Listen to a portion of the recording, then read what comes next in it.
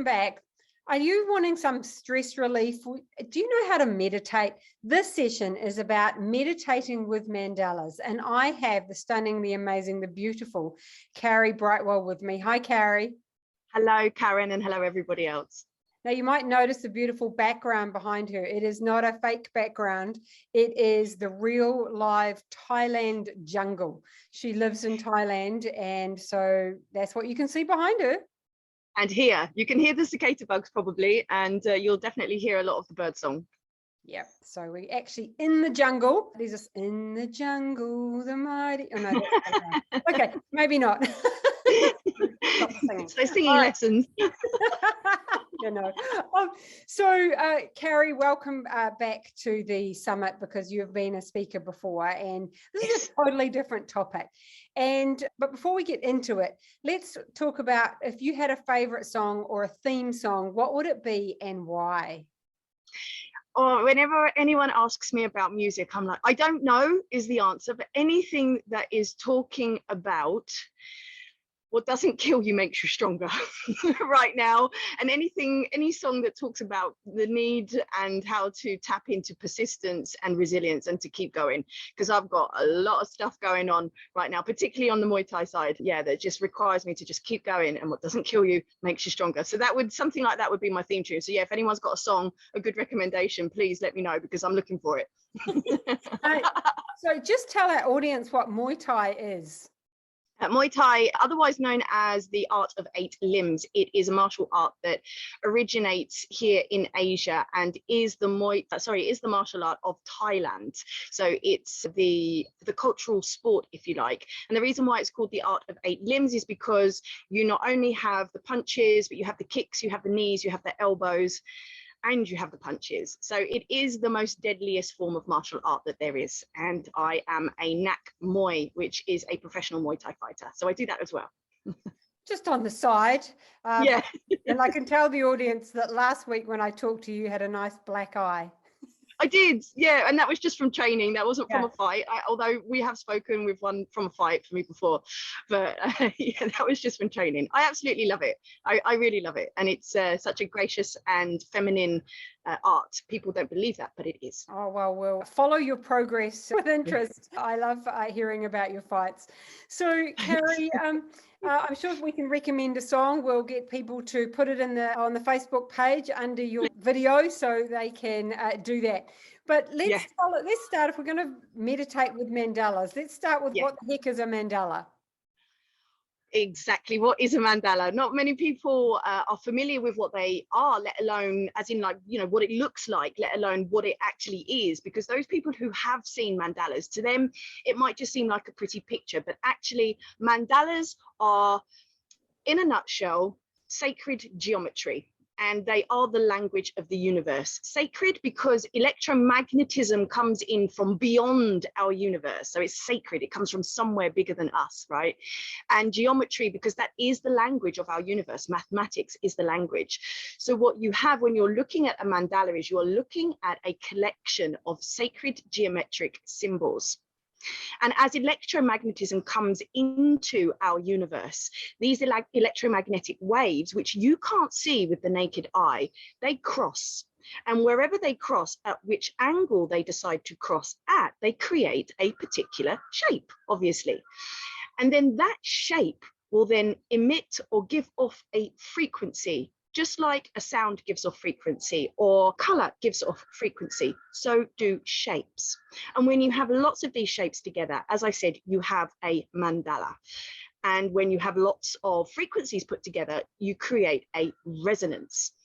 And all of these frequencies, or this resonance, when your eyes look at these mandalas, it stimulates your pineal gland, which is you picking up the mathematical language. I'll pause there.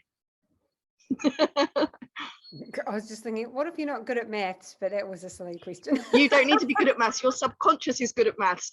Your higher self is good at maths, because it's your subconscious and your higher self and the pineal gland, or your third eye, which actually recognizes the frequencies as the language. They know this language, just you were never taught it at school, which is why you're not familiar with it. Yeah, fascinating stuff. I'm always fascinated talking to you.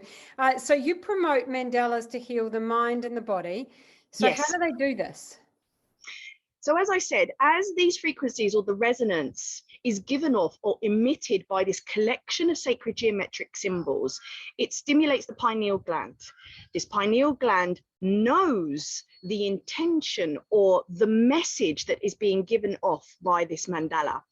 And it stimulates the pineal gland in such a way that this then tells the hypothalamus, which is part of the brain, to produce certain chemicals called neuropeptides. So depending on what frequencies are giving off, this will say, oh, it's giving this message, produce these chemicals, or it's giving this message, produce these chemicals. And those neuropeptides will then flood the mind and flood the body all the way down to your DNA. So every single cell in your body is completely flooded with these positive chemicals. And what they do is they actually bring your cells back into a state of harmony. Because rather than being flooded with negative or harmful neuropeptides, because we have those as well, like if you watch a horror movie or you listen to some really, really horrible music or sounds, you're like, that's producing negative neuropeptides, which flood the body, which creates disharmony. If you flood with positive, it creates harmony. And then all of your cells are vibrating in a harmonious way, which encourages repair, rejuvenation, and revitalization of every single cell, organ, tissue, bone, everything in your body. This sounds like too good to be true. Yeah. Why can you not have too good? Who's told you that you can't have too good? You can, of course, and this is based in science, right? In neuroscience, in science. Yes, quantum physics, biology, physics. Science is very slowly starting to be able to tell the story of what all of the mystics and the yogis and the sages have always known for millennia. Science is just starting to keep up. Yeah, oh, that's fascinating itself. So how might someone bring mandalas into their regular practice as a meditation or as a fun creative hobby? So I encourage the use of mandalas in 3 different ways. The first way I encourage people to work with them is through the creation of mandalas, the drawing of mandalas in a free form way, to let go of the preconceived idea that you need a compass and a ruler and that you have to know what kind of shape you want to create or what pattern you want to create. Just let the pen flow and allow your intuition to guide the pen to draw this mandala, because as I said before, your higher self, your intuition, they know what shapes you need to look at in order to bring yourself, your mind and your body back into homeostasis or back into harmony. That's the first way to encourage people to draw. The second way. I'm going to jump in here because I've actually done a workshop with you to draw mandalas. Yes. And you went, go off and draw them. We're in this live workshop and I'm like, I can't draw them. I can't because I might get it wrong. And I was like in fear and I was not going to choose option 1. But actually, when I started to draw and just let go of that fear. Yeah. And even I started that way. Like, it has to look like this or it has to look like that. It's not symmetrical. This line isn't particularly straight. And again, where do these ideas of perfectionism, because there are no straight lines in the universe for a start, everything is a wave. Where do these ideas of perfectionism come from? Where do these ideas that this is what a mandala should look like come from? Well, there is no prescribed way. So just allow that creative energy, that Kundalini energy to flow through you and to see what comes out, because that is your intuition talking to you when you put pen to paper and you allow that creation to flow. Yeah. Okay. What's number 2? Number 2 is coloring mandalas.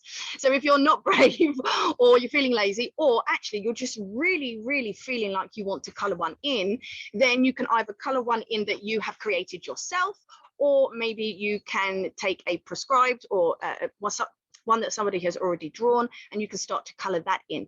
Because when you do this, again, your eyes are on the sacred geometric symbols. Just because you're not drawing them doesn't mean that they're not doing their job. So you can color them in, and also working with the colors is a great and wonderful creative way And also coloring them is a wonderful and creative way to allow that energy to flow and to get in touch with the creation, the childlike fun that is within you. You ready for number 3? Yes. And number 3 is gazing. So again, whether it's a mandala that has been drawn for you, whether it's a general mandala or whether it's one that you have drawn for yourself, the fun doesn't stop there, or at least the power and the healing potential within the mandala does not stop there. When you have a mandala on the wall, or maybe on your mantelpiece, if you call them that in New Zealand, yeah, or maybe on your altar, if you have an altar, when you have the mandala there, these sacred geometric symbols are continuously emitting frequencies. So they are continuously giving off this resonance, this message into the environment around you. And what I tell people to do, or what I encourage them to do, is when you have a mandala there, is to gaze at the mandala, gaze at the central spot for around 10 to 15 seconds, and then close your eyes and allow the imprint of the sacred geometry to go into the mind, into the body, to encourage that healing to take place. So mandala gazing is a continuous way of bringing that healing into your life. Oh, I haven't tried the gazing. I'm going to give that a go tomorrow morning and see what Colouring club. Colouring club. Yeah, well, so we've already been and done the colouring club since this summit is on, but we have been for 4 weeks. We have had a colouring club with Carrie, been experiencing these mandalas, drawing them, colouring them, gazing with them, and it's something that we all just do an hour a week together as a group, and it's been really amazing. Yeah, that wonderful opportunity to just bring everyone together, and you spending the time meditating in your chosen way with the mandalas. So let's go back then. Meditating doesn't have to be this sitting quietly going No, it certainly does not. And this is something I'm quite passionate about, which is to remove this myth that meditation, like you say, requires you to sit down, still, quiet, doing whatever mudra with your hands. And that's not how it is. And I talk, again, I do workshops and I do give talks on what exactly meditation is. But basically what you're trying to do here is to quieten the mind and observe the thoughts that come. And when you work with mandalas, it's a focused and fun way to get into a meditative state, because meditation is not something you do. Meditation is something that becomes of you as a result of you doing something, whether that be focusing on the breath, whether that be walking barefoot in nature, or whether that be drawing or coloring a mandala. You become meditative as a result. So this is like when you're drawing, when you're coloring, when you're gazing, this is you doing something to bring you to a meditative state. So that's how we meditate with mandalas.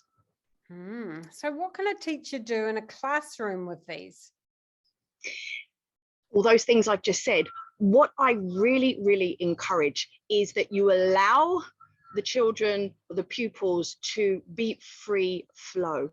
Encourage them to connect to the creativity that is within them and to let go of any preconceived ideas of what mandalas should be, or the perfectionism around them. I mean, yeah, of course, if they want to use utensils, that's absolutely fine, but just allow them to connect. Maybe you want to pick a theme, maybe you want to connect it to a song, maybe you want to connect it to a particular project that you're working on at the moment, or I don't know, maybe there's a theme that's happening in your academic year. Just allow them to sit down, pen to paper, and be free flow to connect to the creative energy that's already there, and encourage them to find this freedom to express themselves through the drawing and the creation of the mandala. So that would be my recommendation: drawing, coloring, gazing if they want, but free flow and connecting to their intuition. Which again, when we're at school and there's been so much of you have to do it this way and this is the right way and you get punished for doing things the wrong way, it can be quite scary and vulnerable for our kids to do this, I imagine. Yeah, the reason why I love the idea of working with mandalas is because it is so fun. Right? It's a fun and safe way for them to practice tapping into their natural creativity, to practice being able to be free flow without any comeback on them. And what's really wonderful, if you set the time aside, maybe on a weekly basis, maybe on a fortnightly basis, whatever your timetables allowed, you'll actually find that the children get really excited to do this. And what I always find with the adults anyway, is once they start, they don't want to stop. Conversation naturally flows, silence naturally comes, but ultimately people just don't want to stop. They want to keep drawing, they want to keep coloring, because there's something just so about it. And so, yeah, if you've got like a rowdy class, maybe try getting them to draw mandalas. That might help, I don't know. But the key is to set time aside. And then, of course, once you've got the creations, they can go up on the wall. And then teaching them that this is them connecting to their selves, the story that's held within them that wants to come out onto the page. Yeah, so powerful. Any other bits that you want to share about mandalas, meditation before we wrap up, Carrie? Mandalas are hugely powerful. They are more than just a pretty picture. And if you give it a try and you start to practice working with mandalas or meditating with the mandalas, you might not initially feel the power, but it's definitely there. And mandalas are, as I said, just a wonderful and fun and easily accessible way for everybody to meditate, to gain the healing that is held within the mandalas in whatever way you choose to work with them. So just give it a go, because it's hugely fun. It allows you to connect back to your creative inner child. I've even had some people say to me in workshops that they have been able to remove creative blockages just through finding the courage to try and draw a mandala, or that they've been able to connect back to that inner child again that they had ignored for so long.